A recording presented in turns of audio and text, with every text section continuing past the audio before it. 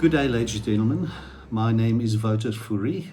I'm a CFP professional accountant, tax practitioner, and the CEO of ASCO Independent Wealth Managers. Thank you for joining me on this session. Today I will share some important insights into offshore investments and demonstrate why we as South Africans can't ignore it. The 1% country. South Africa GDP accounts for around 0.5% of global GDP. JSE investors limiting themselves only to the JSE forsake more than 99% of investment opportunities globally. The rand, since 1994, South African currency has depreciated against the US dollar on an average of 6.5% per year. Global growth. Correlation between global growth and equity markets across the globe is approximately 0.65. This means that 2/3 of the return in equity markets are derived simply from global growth trends. You need exposure to global growth. Compounding. The key message here is to invest on a regular basis into globally diversified assets that provide compound growth. Steady plodding brings prosperity, not hasty speculation. Diversification. As South African, investing globally is the single most effective way to achieve diversification. Global revenue stream. International assets generally have global revenue streams, insulating them from the risk and disruption in any one specific region. Access to world-class IFCs, who are specialists in the management of global wealth. An example, Jersey and the Isle of Man combined have more capital within their borders than the whole of South African banking system. Access to world-class finance professionals. IFCs attract some of the best talent in finance and some of the wealthiest clients in the world. Different centers specialize in different subsectors of the financial service spectrum. Example, Isle of Man have a niche in supporting the financing e-gaming. Bermuda leads in captive insurance, while Luxembourg and the Cayman Islands specialize in Sharia and Islamic law. Jersey and Guernsey specialize in private client wealth and fund management. And then lastly, peace of mind. One of the biggest challenges that South Africans have faced is uncertainty. First rule that you need to know is the aspect of residence-based taxation. Residence-based taxation effective from the 1st of January 2001. Residents are taxed on their worldwide income. Before that, we were taxed on source. And non-residents are taxed on their income from South African sources. Individuals, a resident, an ordinary resident is somebody who sees South Africa as their true home. And then also non-residents, a non-resident who has spent a certain number of days in South Africa. And that is more than 91 days in a total of each of the current and previous 5 tax years, and more than 915 days in total during the previous 5 years. Juristic persons and or trusts, companies, close corporations or trust is deemed to be a resident of South Africa if it's incorporated, established or formed in South Africa, or, very important, if it has its place of effective management in South Africa. They are also subject to various double tax agreement treaties. And the next aspect is double tax treaties. South Africa and many other trading partners have residence-based taxation rules, not source rules. And this can lead to a problem of double taxation. International double taxation can generally be defined as the imposition of comparable taxes in 2 or more countries on the same taxpayer in respect of the same subject matter. The relief from double taxation is normally granted by the residence country, and the source country's right to tax generally has priority over the residence country's right to tax. Countries provide for relief from international taxation by way of a tax treaty and agreement between the countries. And South African law provides to 3 different rebate methods. Section 6 Quat 1, Section 6 Quin, and then also Section 64N. And brilliant examples can be found in the interpretation note number 18, rebates and deduction for foreign taxes and income, and you can source that from SARS's website. The rules of the game: current exchange controls, discretionary investments, natural persons, individuals 18 years and older, 1 million, and then individuals under the age of 18, 200,000. Natural persons, foreign investment allowance is 10 million. And then also companies, SA companies can make a bona fide new outward foreign investment in companies outside the Common Monetary Area, the CMA, up to 1 billion per company per calendar year through any bank. This rule does not apply to trusts and closed corporations. Very important. Then moving on to CITES tax. CITES is a Latin word for possession or site. And CITES tax is equivalent to South African estate duty taxes. In the UK, it's called inheritance tax, and in the USA, it's called estate tax. And CITES is levied by many other jurisdictions and is dependent upon the source or the location of the asset. Some basic rules to consider: investing in shares, there is a CITES tax implication. Investing in ETFs, there may be a CITES tax implication. No CITES tax when investing in collective investment schemes. And the tax rate in the UK is 40%, and the USA also a 40% max. So the US works on the sliding scale. And then there's a tax threshold, like the South African tax threshold of 3.5 million. The tax threshold in the UK is £325,000, and in the USA, $60,000. Moving on to what does grant or probate mean? Probate is the process or the procedure where a last will and testament is approved by a legal authority as the valid last will of a deceased testator. Once the will has been probated by a court, everyone can rely on the authenticity of that last will and testament. In the case of an estate with an offshore investment, an executor will need to have clarity on which authority can proclaim a will valid: a local authority, a court in a foreign jurisdiction, or both. South African equivalent is issued by the Master of the High Court. Normal estates, you would receive a letter of executorship, and with estates where the asset value is less than 250,000, then what we call a letter of authority, also referred to as a Section 18.3 estate. Why is it important to know about this? Because it's an additional process to the duties of the South African executor, and it also takes time and involves additional costs. How grant and probate can be avoided? Make sure that every investment with a value of $20,000 or more has an overriding contractual agreement. International endowment options, additional contract owners, successor contract owner, beneficiary, joint and survivorship provisions, and they're not automatically incorporated. And then international investment options, additional contract owners with joint and survivorship provisions automatically incorporated. So let's quickly talk about the playing field. What is an international finance center? Now, I think there's a lot of confusion around this. People refer to them as tax havens, but let's discuss the international finance centers and clarify this misconception. An international finance center caters to customers outside the jurisdiction of domestic economy, dealing with flows of finance, financial products and services across borders. They provide the following advantages. They're tax neutral. Tax neutral is not the same as tax evasion. Tax neutral simply means that a tax neutral jurisdiction will not tax wealth that is held there for its own benefit. Tax neutral recognizes that IFCs act as a conduit between the location of an investable asset, say for example a share in the US company, and the ultimate owner or home of that money, such as a South African resident.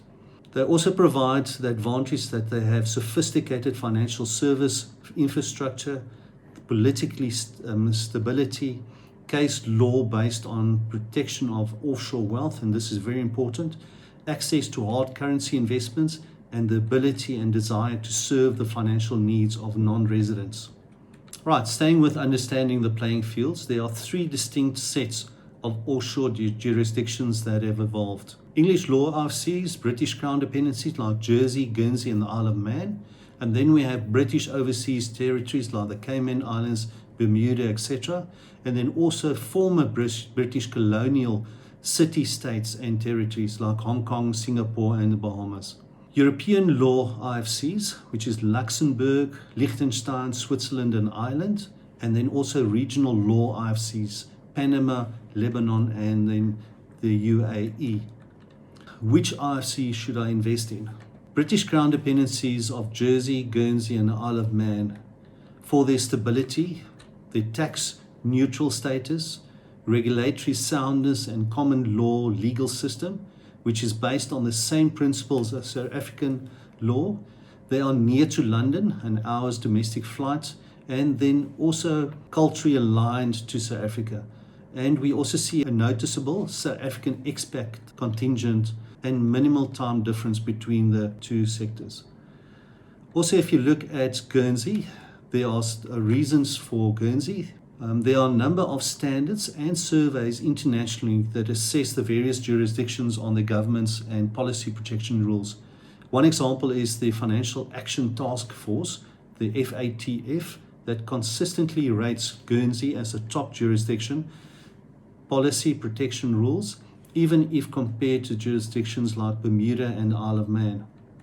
Understanding the taxation of ISCs, does the fact that offshore jurisdictions don't tax your wealth mean that it's tax-free? Yes and no, depending on your own country's rules.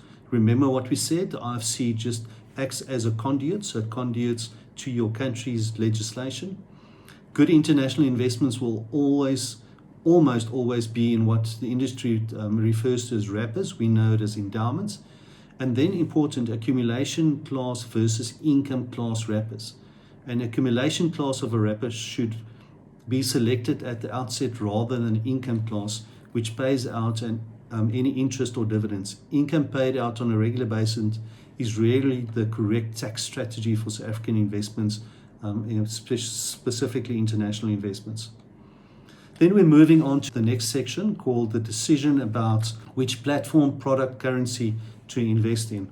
Many people find the selection in which investment product to invest, on which investment platform, and the choice of currency daunting. International versus local platform.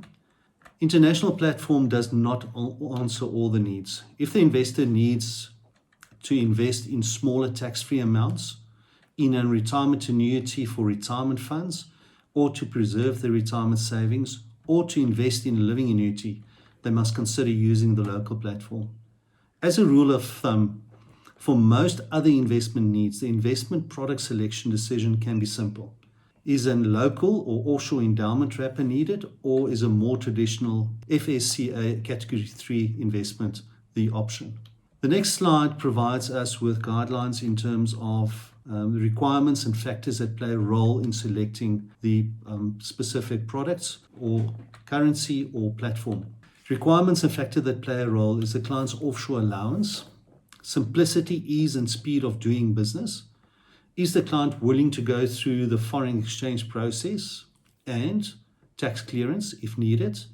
The amount the client is investing, the entity the client wants to invest with, locally or Guernsey-based, the client's liquidity requirements, the client's tax situation, estate planning requirements, and whether the client wants hard foreign currency exposure.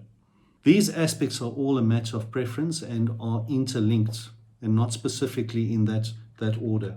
So if we look at currency choice through a local platform like Momentum Wealth, individuals can invest with South African rands in rand-based international funds and receive their proceeds in rands. Or individuals can invest with South African rands in foreign currency international funds and receive their proceeds in rands. Both options will provide the clients with international diversification, reduced emerging market risk, rand hedge, as well as geographical and political hedge. Then they've also got the choice through an international platform like Momentum International. Individuals can invest with foreign currency in foreign currency international funds and receive their proceeds in foreign currency. This option will provide clients with additional benefits besides the international diversification, reduced emerging market risk, rand hedge, and geographical and political hedge. The additional benefits: proceeds payable in foreign currency, access from anywhere in the world, when also provide for immigration needs, invest with an internationally based entity, and requires investor protection policies compared to where they choose to do a DIY investment process. The next session we move on to an important aspect is taxation. Just a summary of the different tax tables and the tax rates applicable. I think most of us are familiar with that. Income tax rate for individuals between 18 and 45%. Endowment, it's 30%. Trust, 45%. And a company sitting at 28%. But I think what's important is to move over to the next slide. Capital gains tax implications on the choice of product and currency. And here I'd like to compare the capital gains tax treatment of a local endowment via an asset swap, and also capital gains of a international endowment. On the left-hand side, the red block, we see that the initial investment is $100,000. If we take that and we convert it back to the currency, and at that stage currency was 10 Rand to the dollar, you'll get R1,000,000. So the closing value of this investment after a period went up to $110,000, from $100,000 to $110,000. And the closing investment in rands, if you convert the 110,000 times 19 Rand, gives you just over 2 million. The gain for tax purposes is 1,090 million. If we move over to a similar exercise where we have initial investment of $100,000, the closing value $110,000, and your capital gain is $10,000. Convert that $10,000 back into rands, which is 19 to the dollar. Your gain for tax purposes is only 190,000. And that shows the difference between dealing with dealing currency and functional currency. And also the reason why you should consider or be very careful when you consider the product that you use in terms of your choice of investment. Moving over to the next section, section 7, questions. First question is, when should I consider an offshore will? In considering whether to create separate wills for clients' offshore assets, the value and the nature of the asset and the law of succession in that specific jurisdiction where the assets are held must be considered. It's important to get advice from experts in the jurisdiction where the assets are situated to understand these possible unintended consequences. Now, the general rule is where, if you look at movable property, where the deceased is domiciled governs the succession of movable property. And immovable property is situated governs the succession of immovable property.